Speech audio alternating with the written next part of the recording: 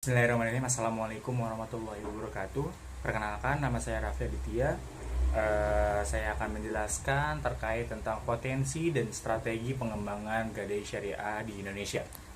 Yang tentunya ini sangat penting bagi kita semua terkait tentang pegadaian dan juga strategi apa aja sih yang ada di pegadaian syariah itu sendiri.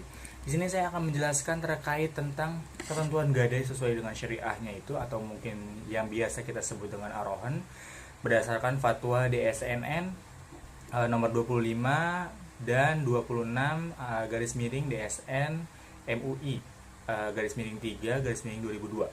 Terus saya akan menjelaskan terkait tentang potensi gadai syariah, dan yang terakhir saya akan menjelaskan terkait tentang strategi pengembangan gadai syariah terutama yang ada di Indonesia ini. Langsung saja. Indonesia ini sebenarnya adalah sebagai negara dengan penduduk muslim terbesar di Indonesia, memiliki potensi yang sangat besar dalam pengembangan layanan keuangan syariah, khususnya dalam bidang gadai syariah. Nah, konsep gadai syariah atau ar-rohan merupakan instrumen keuangan yang sangat relevan dengan kebutuhan masyarakat Indonesia dalam mengatasi persoalan ekonomi dan keuangan secara cepat dan sesuai dengan prinsip-prinsip syariah tentunya. Nah, di sini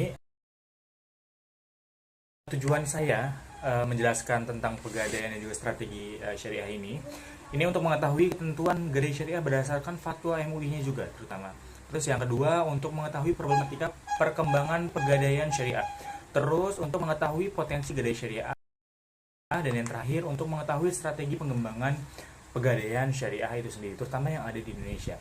Oke, langsung saja. Nah, saya akan membacakan terkait tentang ketentuan mengenai rohan seperti yang tercantum pada fatwa DSN nomor 25 garis miring DSN MUI garis miring 3 garis miring 2002 tentang rohan.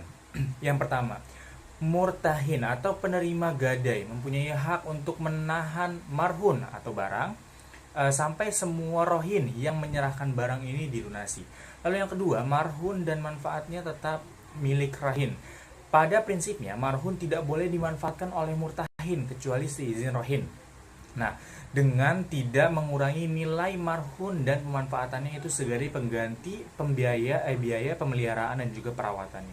Lalu yang ketiga, pemeliharaan dan penyimpanan marhun pada dasarnya menjadi kewajiban rohan, namun dapat dilakukan juga oleh murtahin. Sedangkan biaya dan pemeliharaan dan penyimpanan tetap menjadi kewajiban dari rohin itu sendiri. Lalu yang kelima, ada penjualan marhun. Nah, apabila jatuh tempo, murtahin harus memperingatkan rohin untuk segera melunasinya. Jadi kita harus saling mengingatkan. Terus yang kedua, apabila rohin tetap tidak dapat melunasi hutangnya, maka marhun dijual paksa atau eksekusi melalui lelang syariah. Jadi kalau misalkan barang tersebut tidak dibayar dan tidak dilunasi, terpaksa si pegadai itu harus menjual si barang tersebut sebagai jaminannya, seperti itu.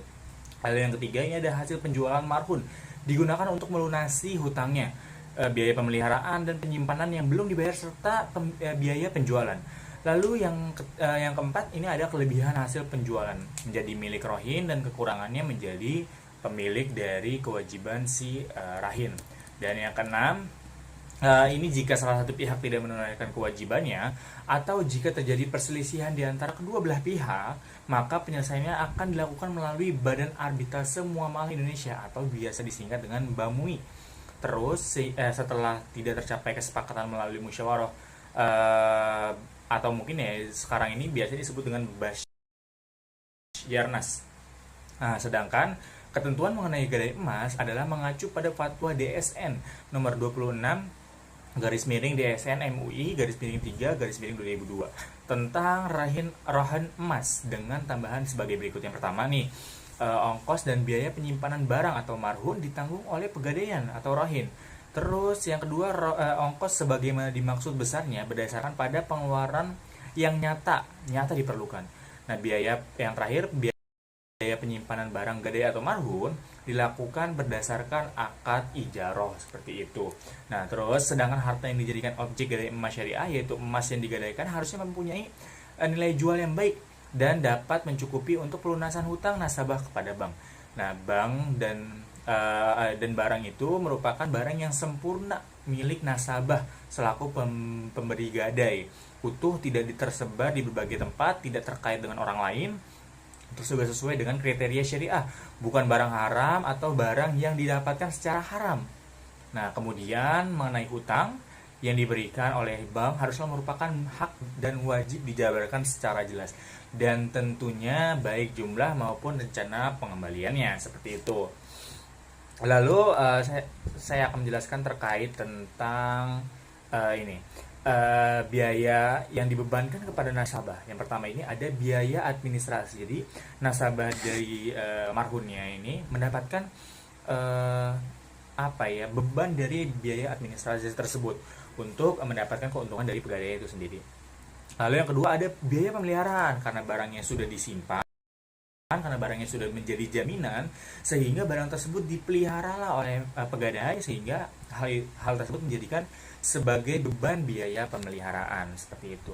Lalu selanjutnya saya akan menjelaskan tentang problematika perkembangan pegadaian syariah. Nah, perubahan di mata publik terus berkembang sesuai dengan kemajuan zaman.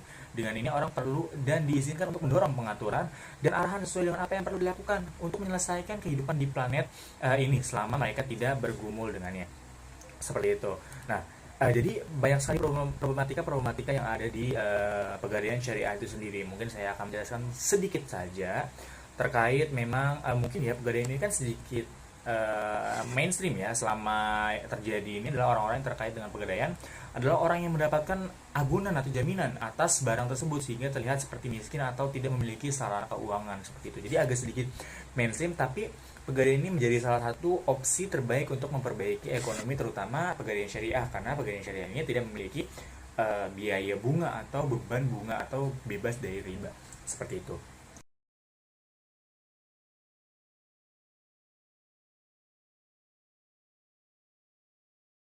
Lalu selanjutnya saya akan menjelaskan terkait tentang potensi dari gadai syariah itu sendiri.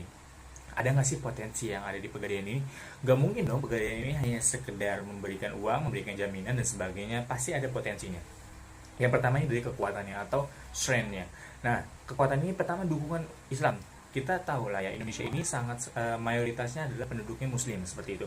Ini menjadi tolak ukur terkuat dari pegadaian syariah, sehingga sejak masa kebangkitan nasional yang pertama, nah hal ini menunjukkan besarnya harapan dan dukungan umat Islam terhadap adanya gadai syariah. Terus yang kedua, adanya juga dukungan dari lembaga keuangan Islam di seluruh dunia. Nah, adanya gadai syariah ini yang sesuai dengan prinsip syariah sangat penting untuk menghindarkan umat dari kemungkinan terjerumus kepada yang haram. Oleh karena itu pada konferensi yang kedua, menteri-menteri luar negeri negara muslim di seluruh dunia di bulan Desember 1970 di Karachi, Pakistan telah sepakat untuk pada tahap pertama mendirikan Islamic Development Bank atau IDB yang dioperasikan sesuai dengan prinsip syariah, seperti itu. Jadi dukungan dari luar negeri juga termasuk ini menjadi sebuah apa ya, salah satu bentuk dukungan seperti itu atas berdirinya dari pegadaian syariah itu sendiri. Yang ketiga ini ada pemberian pinjaman lunak al-qardu hasan yang pinjaman murabahah dengan sistem bagi hasil gadai syariah sangat sesuai dengan kebutuhan pembangunan. Nah, pada pemberian pinjaman lunak ini al-qardu hasan ini ada penyediaan pinjaman murah bebas bunga yang disebut dengan qardu hasan, atau mungkin kita biasa sebut dengan saling tolong menolong, seperti itulah, sebagai pinjaman yang lunak yang diperlukan masyarakat saat mengingat kian tingginya tingkat bunga. Jadi karena mungkin banyaknya bunga, nah pegadaian ini menjadi solusi untuk penghindaran dari bunga. Lalu yang kedua ada penyediaan barang mudorobah yang ini mendorong terjalinnya kebersamaan antara bank syariah dan nasabahnya dalam menghadapi risiko usaha dan membagi laba atau rugi secara adil. Pada pinjaman mudorobah, bank syariah tak akan membebani nasabahnya dengan biaya tetap yang berada di luar jangkauan. Nasabah hanya wajib membagi hasil usahanya dengan sesuai dengan akadnya, seperti itu, yang ditetapkan sebelum bagi hasil maupun kecil ataupun besar. Ini termasuk mudorobah ini sebagai opsi dari pegadaian itu sendiri. Terus yang keempat, ini ada investasi yang dilakukan nasabah mudorobah tidak tergantung pada tingginya rendah tingkatnya bunga karena tidak ada biaya bunga, seperti itu yang harus diperhitungkan. Jadi ini juga termasuk keuntungannya atau strength-nya. Terus yang terakhir ini ada gadai syariah bersifat mandiri dan tidak terpengaruhi oleh gejolak moneter. Jadi pemerintah mungkin mempengaruhi pajak dan sebagainya, tapi pegadaian ini tidak terlalu terpengaruh terhadap kebijakan dari moneter tersebut. Lalu yang kedua kita lihat ada peluang dari pegadaian syariah ini. Nah, peluang karena pertimbangan kepercayaan agama seperti ini, teman-teman. Merupakan hal yang nyata di masyarakat Muslim Indonesia yang menganggap membayar atau menerima bunga termasuk menyuburkan riba. Karena riba dalam Islam jelas-jelas dilarang dan banyak umat Muslim yang tidak mau, dan sepertinya kita juga sama-sama sadar kalau hal itu adalah hal yang sangat buruk. Dan yang kedua ini ada meningkatkan kesadaran beragama yang merupakan hasil pembangunan dari sektor agama, memperbanyak jumlah perorangan yayasan, pondok pesantren, masjid, madrasah, dan juga yang pastinya Baitul Mal wa Tanwil, seperti itu. Nah, sistem yang ketiga ini ada sistem pengenaan biaya uang sewa. Nah, uang sewa ini atau yang biasa kita sebut dengan ijarah, dalam sistem gadaian yang berlaku sekarang dikhawatirkan mengandung unsur yang tidak sejalan dengan syariah. Jadi gini, yang pertama, ada biaya yang ditetapkan di muka secara pasti. Seperti itu, dianggap mendahului takdir karena seolah-olah pinjaman dipastikan akan memperoleh laba sehingga mampu membayar pokok pinjaman dan bunganya pada waktu yang telah ditetapkan. Jadi dalam surat Al-Luqman ayat 34 bisa diperiksa. Lalu yang kedua ini ada biaya ditetapkan dalam bentuk prosentase, seperti presentasi. Lalu yang ketiga ini memperdagangkan menyewakan barang yang sama dan sejenis, misalnya rupiah dengan rupiah yang masih berlaku, seperti itu. Yang keempat ini membayar hutang dengan baik, yaitu diberikan tambahan seperti yang dicontohkan dalam hadis, harus ada sukarela dan inisiatif harus datang dari yang punya hutang pada waktu jatuh tempo. Jadi harusnya dari yang penghutang ini juga harus sadar diri, seperti itu. Lalu yang kedua ini adanya peluang ekonomi berkembangnya gadai syariah. Nah, selama Orde Reformasi masih melanjutkan pembangunan yang diperkirakan akan mencapai jumlah yang sangat besar. Lalu ada mengingat demikian besarnya peranan yang diharapkan dari tabungan masyarakat melalui sektor perbankan, maka perlu dicarikan berbagai jalan dan peluang untuk mengerahkan dana dari masyarakat. Adanya rohan yang telah disesuaikan agar tidak menyimpang dari ketentuan yang berlaku akan memperkaya hasanah lembaga keuangan Indonesia. Dan yang keempat ini ada konsep rohan yang mengutamakan kegiatan produksi dan perdagangan serta kebersamaan dalam hal investasi, menghadapi risiko, dan membagi hasil usaha akan memberikan sumbangan yang besar pada perekonomian Indonesia dalam mengingatkan investasi, penyediaan kesempatan kerja, dan pemerataan pendapat. Nah, terus ada strategi pengembangan gadai syariah. Apa aja sih strategi yang ada pada pada gadai syariah?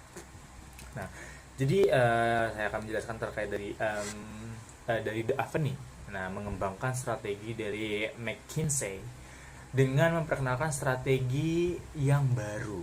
Seperti ini. Yang pertama ini ada superior stockholder satisfaction, membangun kemampuan untuk memahami bagaimana memuaskan para stakeholder. Terus yang kedua ada strategic short saying, selalu mencari pengetahuan baru untuk menciptakan peluang baru guna mewujudkan masa depan.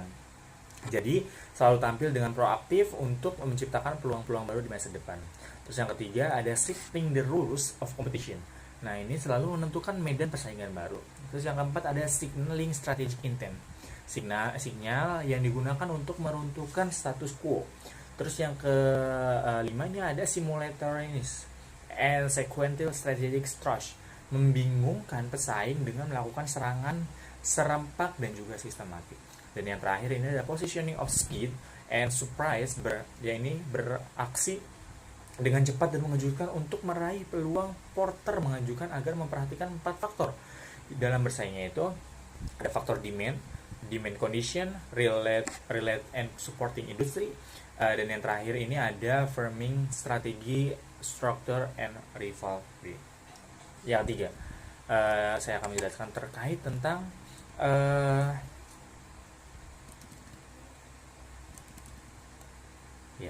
tentang masih